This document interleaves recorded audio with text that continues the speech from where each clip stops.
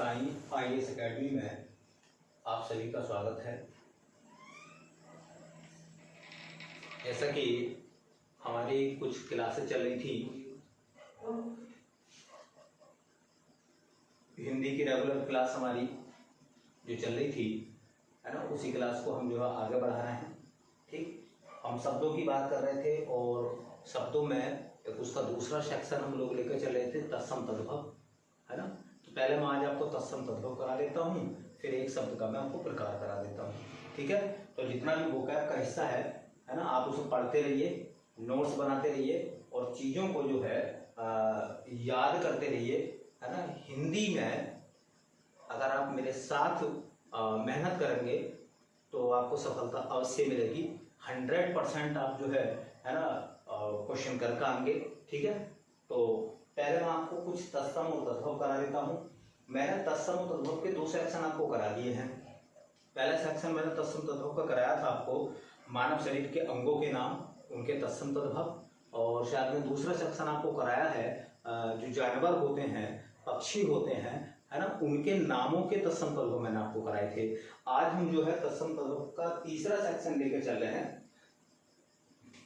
और तीसरे सेक्शन में हम तत्सम तद्भव के अपने इस तीसरे सेक्शन में हम बात कर रहे हैं अनाज,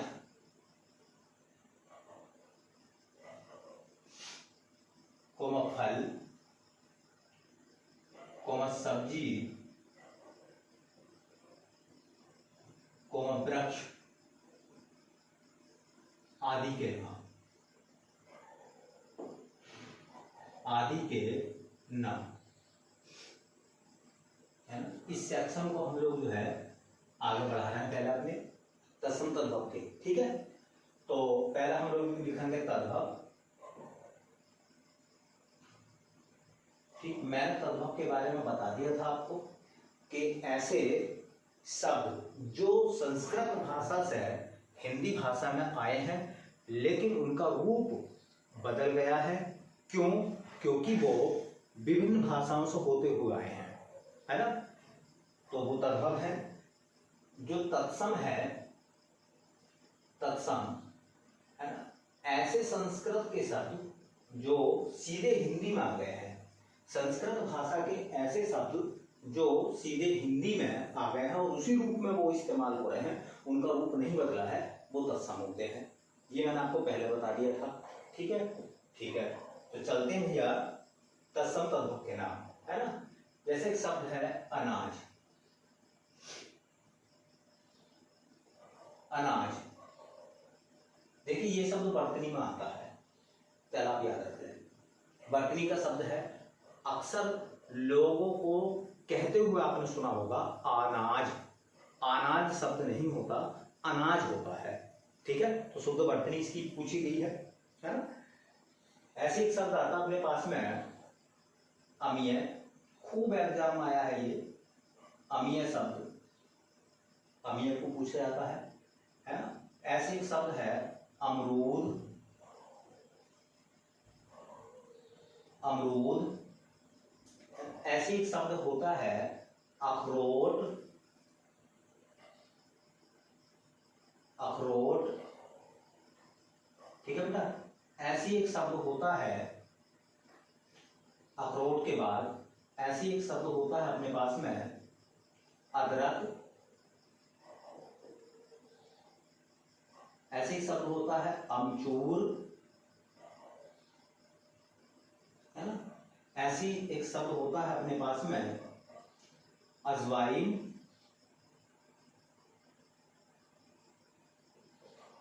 ऐसी एक शब्द होता है अपने पास में अफीम, ऐसी एक शब्द होता है अपने पास में अलसी। ये सब मैंने ए वाले लिखवा दिए बेटा ज्यादातर, है ना। ये एग्जाम में खूब आते हैं, एग्जाम में खूब एग्जाम में पूछे गए हैं सब, ये सब मोस्ट हैं, है ना। आप किसी भी शब्द को ये ना समझें कि वो एग्जाम में नहीं आएगा, है ना। मैंने एक सीक्वेंस में इनको ढूंढा है ना, कोशिश करी है ताकि वो आपको जल्दी याद हो जाए। ए वाले शब्द हो गए, पहले इनको बना लेते हैं। ठीक है, तो इनको बनाते हैं। देखिए अनाज, अनाज शब्द का जो तत्सम होता है वो होता है अन्न, या तो ऐसे लिखा हुआ मिलेगा, यह होता है अन्याद्य, अन्नाद्य ये होता है। दूसरा शब्द अपने पास में अमीय, खूब आया है एग्जाम में, खूब पूछा जाता है ये अमीय। अमीय शब्द का होता है अमृत। अमरूद शब्द का तीसरा शब्द अपने पास में अमरूद, अमरूद का होता है अमृत। अखरोट खूब एग्जाम में आया है, अखरोट शब्द पूछा जाता है ना, अखरोट का होता है अक्षोट। अदरक शब्द है आर्द्रक, आर्द्रक। अमचूर शब्द है पांचवा, 1 2 3 4 5 6 छठा शब्द अमचूर शब्द है आमचूर्ण।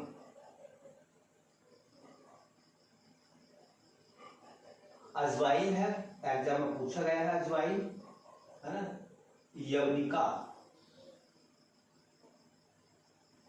अफीम शब्द है अहिफेन। अलसी है अक्सी। ठीक है, तो ये कुछ शब्द लिखे हुए हैं तत्सम तद्भव में, है ना। इस सीक्वेंस में आप याद करेंगे, जल्दी याद हो जाएंगे आपको।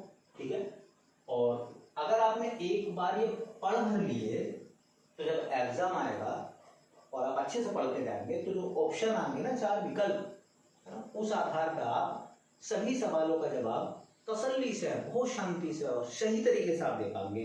तो मेरा कहने का मतलब आपसे ये है कि आप इन सब चीजों को पढ़ते रहिए, समझते रहिए और मेरे साथ जुड़े रहिए। ठीक, और शब्द देखिए, तद्भव और तत्सम, इसमें आ जाते हैं। देखिए, एक शब्द होता है अपने पास में बेटा आम, आ वाले देख लेते हैं, आंवला, आंवला। ठीक है, ऐसे ही आलू, ठीक, ऐसे ही इमली। ऐसे देखिए एक शब्द होता है इलायची, है ना। ऐसे एक शब्द होता है बेटा ईख। खूब एग्जाम में पूछे जाते हैं, खूब पूछे जाते हैं एग्जाम में, है ना। तो आम शब्द जो होता है ना, खूब एग्जाम में आया है, बहुत बार एग्जाम में पूछा गया है, इसका होता है बेटा आम्र। आंवला शब्द जो होता है उसका होता है आमलक, आमलक। आलू शब्द का होता है आलूक, आलूक। इमली का अमलिका, अमलिका। इलायची को कहते हैं संस्कृत में एला। ईख शब्द खूब एग्जाम में आया है इक्षु। ईख शब्द को कहा जाता है इक्षु, है ना। और देखो बेटा, एक होता है केला, ठीक, एक होता है करेला। एक शब्द खूब एग्जाम में आया है कपास। केला शब्द को हम बोलते हैं कदली, करेला को कंडूर। कंडूर अगर ना हो ऑप्शन में तो आप लिख सकते हैं कारुबेल। कपास, कपास का होता करपास, कपास का करपास। खूब एग्जाम में आया है कपास। केला शब्द खूब एग्जाम में आता है बेटा, है ना, खूब एग्जाम में पूछे जाते हैं ये। ऐसे देखिए और शब्द देखते हैं हम, है ना। तो एक आता है तद्भव और तत्सम में शब्द आता है बेटा कटहल। कटहल आपने देखा होगा, सब्जी बनाते हैं उसकी, कटहल। एक होता है ककड़ी, है ना। एक होता है कत्था, खाया जाता कत्था तंबाकू के साथ में, पान के साथ में। एक होता है कनेर, कनेर का फूल होता है ना। एक होता है करुंदा, करुंदा। तो कटहल होता है, उसका कांटे होते हैं, इसलिए उसको कहा जाता है ना कंठफल। ककड़ी को कहते हैं करकटी संस्कृत में। कत्थे को कहते हैं क्वाथ, क्वाथ। कनेर को कनेर, करोंदे को करमर्द। ये मैंने क्या शब्द वाले बता दिए सब आपको, है ना। ऐसे देखिए ये सब खेत में होते हैं। तो एक शब्द आता है खेत, है ना। खेत को संस्कृत में हम बोलते हैं क्षेत्र, है ना। एक शब्द और आता है खजूर। खजूर को कहा जाता है खजूर, है ना। क्या वाले हो गए। ऐसे ही शब्द आता है, खूब एग्जाम में पूछा गया, गेहूं। गेहूं, गेहूं को हम बोलते हैं बेटा गोधूम। गेहूं जो होता है आटा जिसका बनता है ना। ऐसी गाजर, उसे कहते हैं गर्जर। पहचान मैंने आपको बताई थी, यहां तक कि मैं आपको पहले पहचान बता देता हूं। देखिए अर्धवर्ण आया है तो तत्सम है, अर्धवर्ण है तत्सम है, अर्धवर्ण है तत्सम है, संयुक्त वर्ण है, 4 संयुक्त वर्ण होते हैं तत्सम आते हैं। अर्धवर्ण है तत्सम है, अर्धवर्ण है तत्सम है ना। चलिए देखो इनको अगर छोड़ दें तो अर्धवर्ण है तत्सम है ना, अर्धवर्ण है, ठीक है। क्या है देखिए संयुक्त वर्ण है ना। तो इस तरीके से आप धीरे धीरे पहचान भी करते हुए चले तो सब चीजें आपको जो समझ में भी आती रहेंगी। क्योंकि क्वेश्चन पूछा जाता है कौन सा शब्द तत्सम है या कौन सा शब्द तद्भव है, तो पहचान को आपको याद कर लेते हैं तो हम पूरी तरीके से उस सवाल का जवाब दे पाते हैं, संतुष्ट हो जाते हैं हम, है ना। और देखिए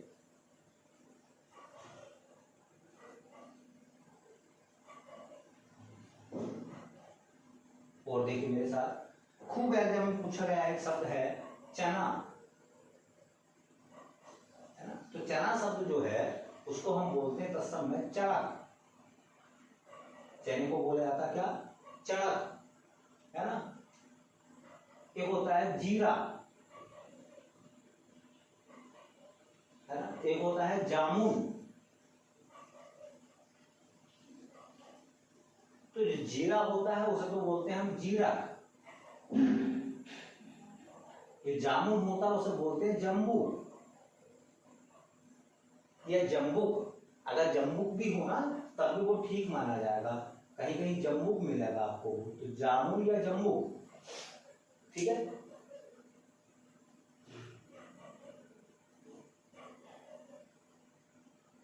धनिया, धान, धतूरा। धनिया को बोलते हैं हम धनिका, धनियों को कहते हैं धनिका। धान को कहते हैं हम धान्य, धतूरे को कहा जाता है धरतूर, धरतूर। धतूरा होता है ना, धरतूर कहा जाता है उसको। धान को धनिया कहा जाता है, खूब एग्जाम में पूछे गए ये, है ना। धान खूब एग्जाम में आया है, चना खूब बार पूछा गया है ना। चना शब्द का तत्सम बताइए। ऐसे देखिए एक होता है नोन, एक होता है नीम, एक होता है नारियल। नारियल एग्जाम में आया है समीक्षा अधिकारी के, है ना। एक होता है नींबू, जो नोन है उसको कहते हैं बेटा हम लवण, ये नमक के लिए आता साल्ट वाला। नीम को कहा जाता है नींबू। नारियल पूछा गया है नारिकेल, नारिकेल माने नारियल। नींबू को नींबू, नींबू। और देखिए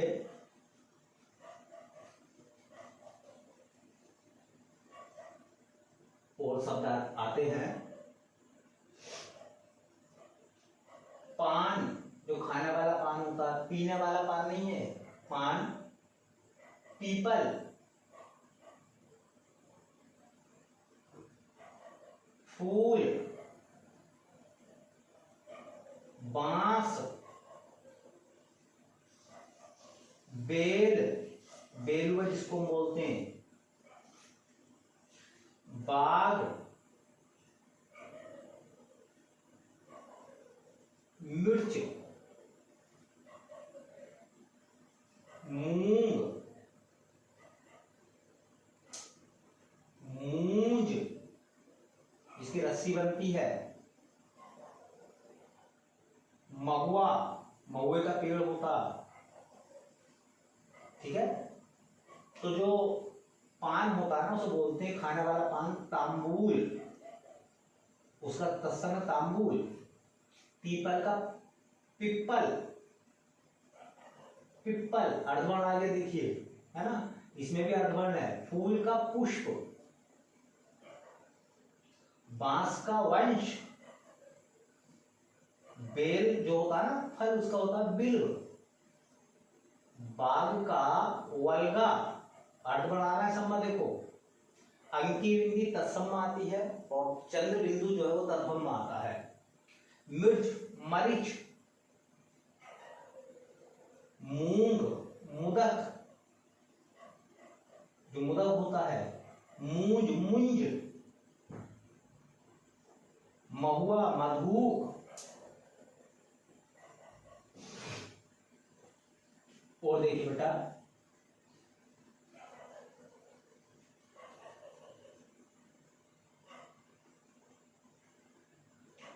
एक फल होता है रीठा। लौंग, लहसुन, ठीक है। तो रीठे को हम कहते हैं अरिष्ट, है ना। लौंग शब्द एग्जाम में पूछा गया है, लौंग का होता है लवंग।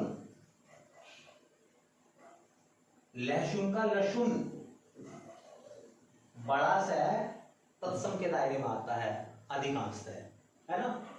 ऐसे देखिए शक्कर, शीशम। जो शक्कर है उसका तत्सम होता है बेटा शर्करा। क्या बोलते हैं उसे? शर्करा। जो शीशम है सिंस्पा, सिंस्पा, शीशम। सेम फली होती है इसमें। सिंघाड़ा, सिंघाड़ा। ऐसी देखिए होता है साग, जो साग बोलते हैं साग, है ना। ऐसे होता है सरसों। ऐसी होता है बेटा सोंठ। तो सेम को बोलते हैं सिम्बा। क्या बोलते हैं? शिम्बा। सिंघाड़ा को श्रृंगाटक। साग को बोलते हैं शाक। सरसों को कहते हैं सरसक। खूब एकदम आया, सरसों पूछा गया है। सोंठ को सुष्ठी, है ना, या सुष्ठिका, ठीक। ऐसे देखिए और 2-3 है, उनके बारे में देख लेना आप, ठीक है। तो एक होता है हल्दी, एग्जाम में खूब पूछा गया हल्दी। एक होता है हींग, ये भी एग्जाम में आया है ना। एक होता है हरड़, ठीक है। तो हल्दी का पूछा गया तत्सम हरिद्रा, हींग का होता है हिंगू, है ना। और बेटा हरड़ का होता है हरितकी। तो मैं ना आज आपको तत्सम तद्भव में, है ना, अनाजों के नाम, फलों के नाम, फूलों के नाम, सब्जियों के नाम, वृक्षों के नाम, वो मैंने आज आपको लिखवा दिए हैं। अच्छे से याद कर लो, बहुत अच्छा सेक्शन है। तत्सम तद्भव समीक्षा अधिकारी में 10 आते हैं, है ना, जो यूपीपीसीएस कराता है, लोक सेवा आयोग कराता है, समीक्षा अधिकारी के एग्जाम में 10 तत्सम तद्भव आते हैं। इसलिए मैं थोड़ा सा यहाँ पर टाइम लेकर चलिए हम, ताकि मैं आपको धीरे धीरे याद करा दूँ, है ना। वैसे तो मैं पीडीएफ भी दे सकता हूँ, ठीक है, तो पीडीएफ के माध्यम से जो है वो आप याद कर लेंगे। लेकिन क्या है कि मैं लिखवाऊंगा, आप भी लिखेंगे, नोट्स बनाएंगे, उसको याद करेंगे, चीज़ें जल्दी समझ में आएंगे। वीडियो देखेंगे, 2-3 बार देखेंगे तो ये चीज़ सब आपको याद हो जाएंगी फिर, है ना। याद कराने का पर्पज है मेरा, कोर्स बखेरना नहीं है, है ना, आपको मंजिल तक पहुंचाना मेरा पर्पज है, ठीक है। चलिए बेटा, एक हम लोग शब्द की बात कर रहे थे हिंदी में, हमने जो हमारे शब्द चल रहे थे, मैंने ऊनार्थक शब्द बताए थे, जिन्हें न्यूनता बोधक हम शब्द भी कहते हैं, है ना। फिर मैंने आपको ध्वन्यात्मक, ध्वनिबोधक या अनुकरणात्मक या रण शब्द मैंने आपको कराए थे, साउंड वाले, है ना, ठीक है। और अब जो मैं आपको बताऊंगा, है ना, वो होते हैं संख्यावाचक शब्द। क्या होते हैं बेटा? संख्यावाचक शब्द। तो देखिए,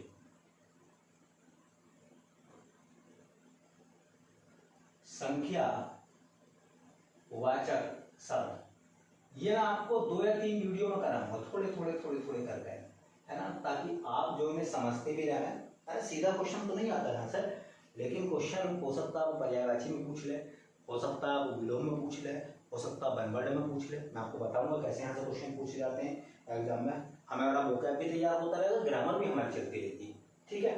तो संख्यावाचक शब्द देखिए, पहली बार, है ना, इनका गूढ़ अर्थ होता है, गूढ़ अर्थ होता है।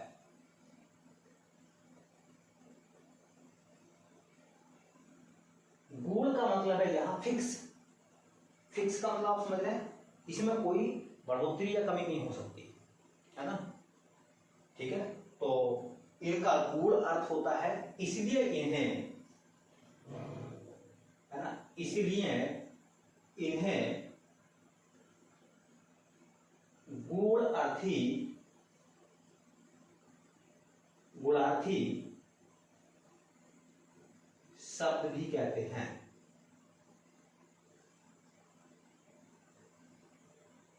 अगर वो सवाल यहां से बना दे और वो आपसे कहने लगे कि निम्नलिखित में से कौन सा गुणार्थी शब्द है, निम्नलिखित में से कौन से गुणार्थी शब्द होते हैं? पहला ऑप्शन अनेकार्थी शब्द, दूसरा समानार्थी शब्द, तीसरा एकार्थी शब्द, चौथा संख्यावाचक शब्द, है ना। तो आपको फिर जवाब देना मुश्किल हो जाएगा अगर आप नहीं पढ़ के जाएंगे तो ऐसे क्वेश्चन भी बना सकता है एग्जाम में, ठीक है।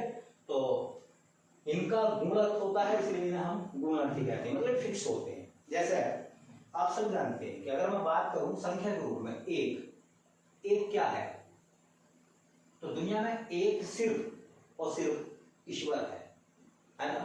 दुनिया में एक क्या है, सिर्फ ईश्वर है, इसलिए ईश्वर क्या है, तो सुना होगा, लोग नहीं कहते ईश्वर एक है ना।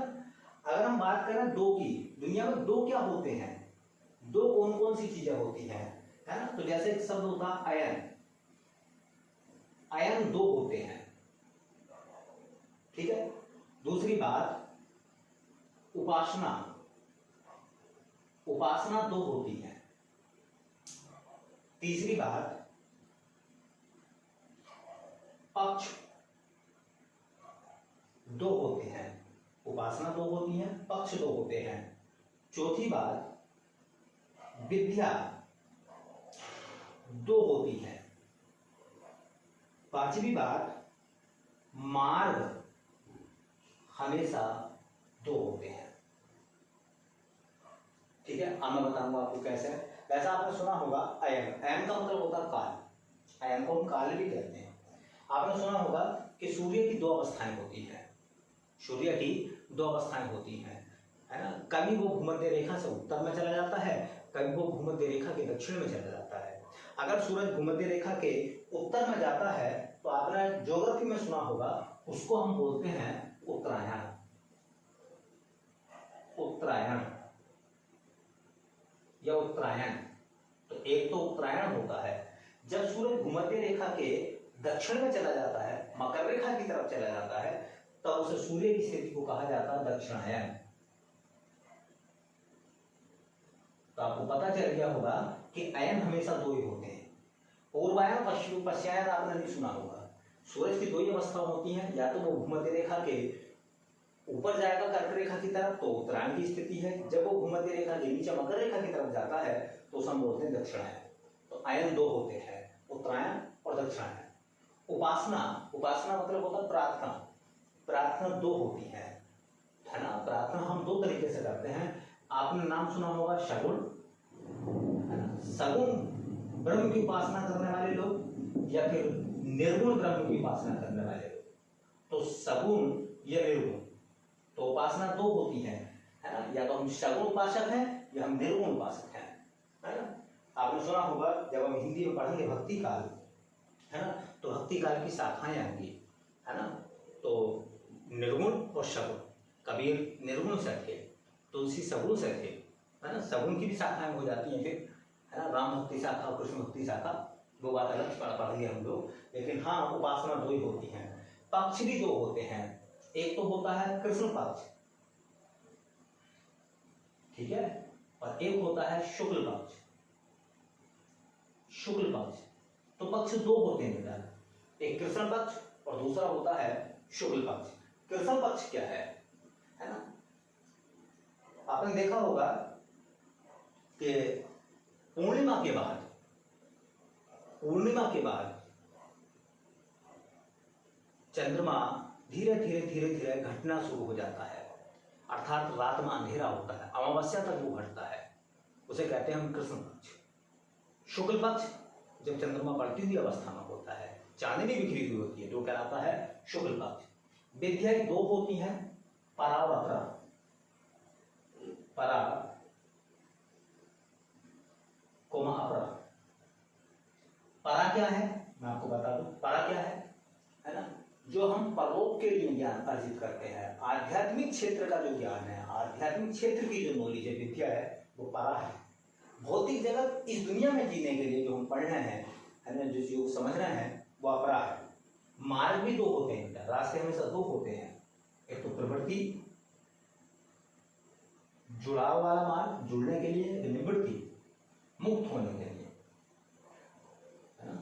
तो रास्ते दो ही होते हैं, एक आपको मंजिल तक लेकर जाते हैं और एक आपको मंजिल से दूर लेकर चले जाते हैं, अलग कर देते हैं, ठीक है।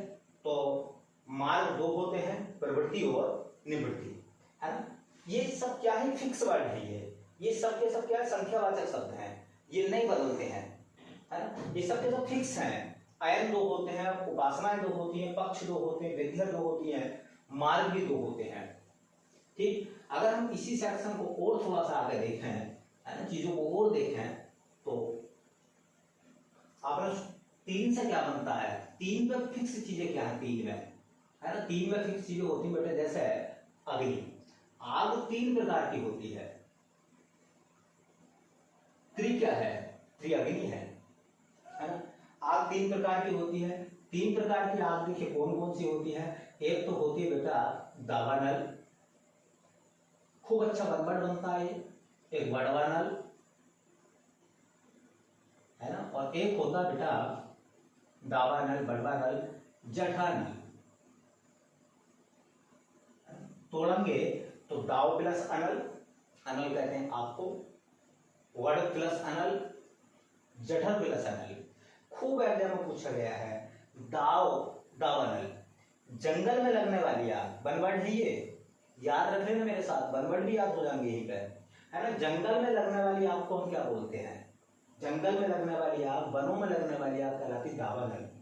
वडवानल, वडवानल समुद्र में लगने वाली आग, समुद्र में लगने वाली आग को हम बोलते हैं वडवानल। जठरानल, जठर होता हमारा पेट, पेट में लगने वाली आग क्या कहलाती है? जठरानल। तो देखिए, जंगल में लगने वाली आग, ये वन में लगने वाली आग को दावानल बोलते हैं, दाव का पेड़ भी होता है ना। समुद्र में लगने वाली आग को हम वडवानल बोलते हैं, ठीक है। और पेट में लगने वाली आग क्या कहलाती है? जठरानल कहलाती है, ठीक है। तो आग तीन होती है।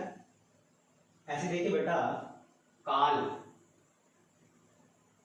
काल मतलब समय, सबको पता है काल तीन होते हैं, है ना। वर्तमान, भूत, भविष्य, वर्तमान, भूत, भविष्य, फिक्स है ये तीन ही काल होते हैं, कोई चौथा काल आपने नहीं सुना होगा, है ना। जीव, तीन प्रकार के जीव बताए गए हैं, जीव तीन होते हैं, वो फिक्स है ना। तीन जीव कौन कौन से बेटा? एक तो नभचर, आकाश में उड़ने वाले, एक जलचर, है ना, पानी में रहने वाले, और एक थलचर, स्थल पर रहने वाले जीव तीन होते हैं। ये वाला सेक्शन बहुत अच्छा है, ये वाला बनवर्ड भी यहां से याद रहेंगे आपको, है ना। ऐसे देखिए, कहा जाता है कि दुख, दुख भी तीन प्रकार के हैं, है ना। संसार में दुख जो है वो तीन प्रकार के हैं। एक तो होता है देहिक, देहिक, देहिक जानते हैं ना, देह माने शरीर, शारीरिक दुख होता है ना। एक होता है दैविक, देवताओं के द्वारा, है ना, देव द्वारा जो दुख होता है ना। एक होता है भौतिक, सांसारिक दुख है ये, एक सांसारिक दुख है, देवलोक का युग है, ये देह का दुख है। तो दुख जो होते हैं वो तीन होते हैं बेटा। तीन और क्या है ना, तीन दोष होते हैं हमारे शरीर के। विकार जो है त्रिविकार बोलते हैं उनको, तीन विकार है हमारी बॉडी में, तीन दोष है हमारे शरीर में। कौन कौन से तीन दोष है बेटा? देखिए, तीन दोषों की हम लोग बात करें तो एक दोष होता है वात, जो एयर होती है, वायु हमारे शरीर से बाहर निकलती है, अगर वो ना निकले तो वो एक दोष है, तो वात। एक होता है पित्त का, पाचन बेहतर नहीं होगा, है ना, तो वात, पित्त और कफ, त्रिदोष। त्रिदोष, ये त्रिदोष है, कभी कभी पूछ रहा था तीन दोषों का समूह, त्रिदोष। त्रिदोष में कौन कौन से आते हैं? वात, पित्त और कफ। कफ बोलते हैं खांसी को, पित्त पित्तरस होता है हमारी बॉडी में, और वात वायु वाला है ये, है ना। ऐसे देखिए, अवस्था, है ना, अवस्था मेन तीन ही अवस्थाएं होती हैं, है ना। बालावस्था, युवावस्था जब नौजवानों की बात चलती है, और एक वृद्ध अवस्था, वृद्ध अवस्था, है ना। और देखिए ऐसे ही इसी से अक्सर में और चीजों को देखते हैं बेटा।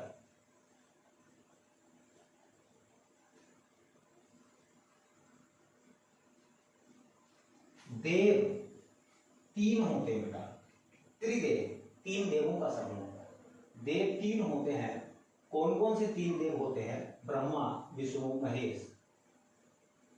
ब्रह्मा, विष्णु, महेश।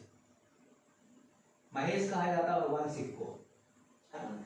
तो देखिए, ब्रह्मा, इन्हें कहा गया कि इन्होंने सृष्टि की रचना की है, निर्माण किया है ना। ये सृष्टि के रचयिता हैं, सृष्टि को रचने वाले भगवान ब्रह्मा हैं, ठीक है।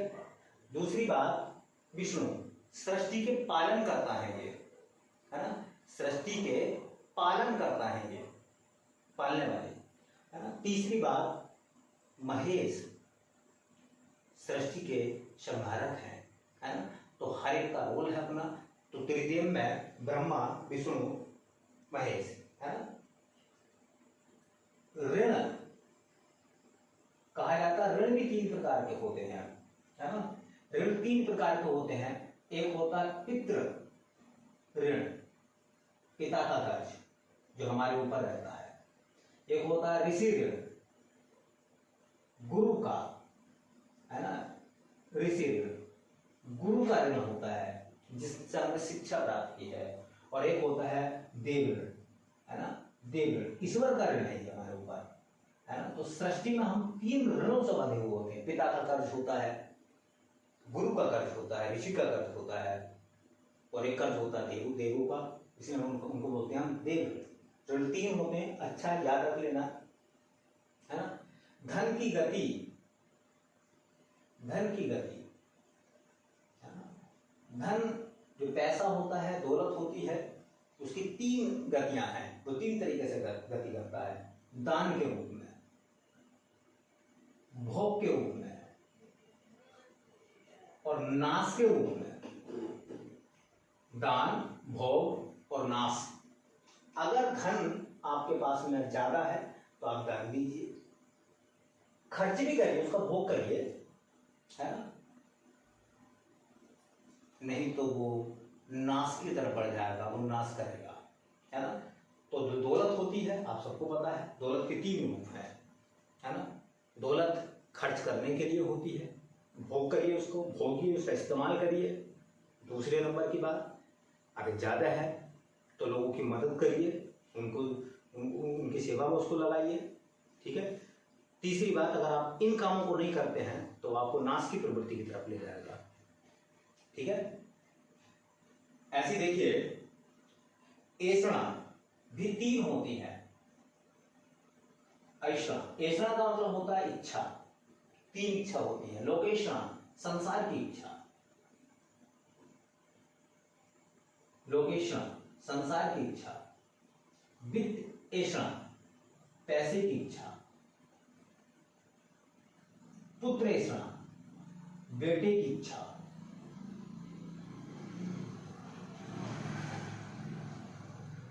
तो ऐषणा जो है वो 3 प्रकार की होती है। बल मतलब ताकत, ताकत भी 3 होती है। ताकत 3 प्रकार की होती है, फिक्स है ये। ताकत 3 प्रकार की होती है।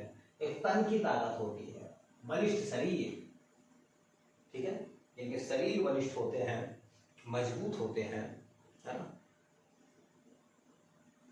आपने देखा हो बाहुबली, ठीक, तो मजबूत शरीर वाले, है ना। दूसरा बल होता मन का, है ना, दृढ़ इच्छा शक्ति, नहीं मैं इस एग्जाम को क्लियर करूंगा, है ना। तो जो लोग अंदर से मजबूत होते हैं, जिनके दिल मतलब मन मजबूत होते हैं, इरादे मजबूत होते हैं, है ना, वो किसी भी मुकाम तक पहुंच जाते हैं, याद रखिएगा। तो तन, मन, और तीसरा बल होता है धन का, है ना। आज के दौरान इस दुनिया में लोग इसका ज्यादा इस्तेमाल करते हैं, है ना। आपने देखा, तन मजबूत होना हो, आपके पास धन मजबूत है, 10 पाउंड शराब रख सकते हैं, ठीक है। आपका मन भी मजबूत हो जाएगा, आप डरेंगे नहीं फिर किसी से भी। तो ज्यादातर लोग किसका इस्तेमाल कर रहे हैं, है ना, आज के दौर में दुनिया में लोग धन का इस्तेमाल कर रहे हैं, ठीक है। तो बल जो है वो 3 प्रकार के होते हैं। ऐसी और वर्ड है, मैं आपको कराऊंगा धीरे धीरे, ठीक। तो मैंने आज आपको संख्यावाचक शब्दों के बारे में मैंने आपको जानकारी दी है, कुछ मैंने आपको तत्सम तद्भव कराए। बेटा मेरे साथ जुड़े रहिए, नोट्स बनाते रहिए और खूब अच्छे से पढ़िए। मैं टेस्ट भी लेने वाला हूँ, ठीक है, आप सबका। तो और वीडियो को हाँ आखिर तक देखें, शेयर करें, दूसरों तक पहुँचाएं, चैनल को सब्सक्राइब करें, ठीक है, और अच्छे से तैयारी करें। मैं आपको आपकी मंजिल तक ले जाकर छोड़ूंगा। ये हिंदी वो नहीं है कि आप अलग अलग एग्जामों के हिसाब से पढ़ रहे हैं। मेरे साथ अगर आप जुड़ेंगे, थोड़ा डिटेल में आप पढ़ेंगे, एक भी क्वेश्चन वोकैब का हो या ग्रामर का हो, आपसे नहीं छूटेगा। आप पूरा पेपर सोल्व करके आएंगे, ठीक है। चाहे आप यूपी टेट की तैयारी कर रहे हो, चाहे आप सी टेट की तैयारी कर रहे हो, ठीक है। मतलब हिंदी किसी भी एग्जाम में अगर आती है, ऑल इंडिया के किसी भी कॉम्पिटिटिव एग्जाम में अगर हिंदी आती है और आप मेरे साथ जुड़े हुए हैं, तो आप ग्रामर और वोकैब का कोई भी क्वेश्चन नहीं छोड़ेंगे, ठीक है। इस मजबूत इरादे के साथ में मिलते हैं नेक्स्ट वीडियो में। तब तक के लिए आप सबका धन्यवाद।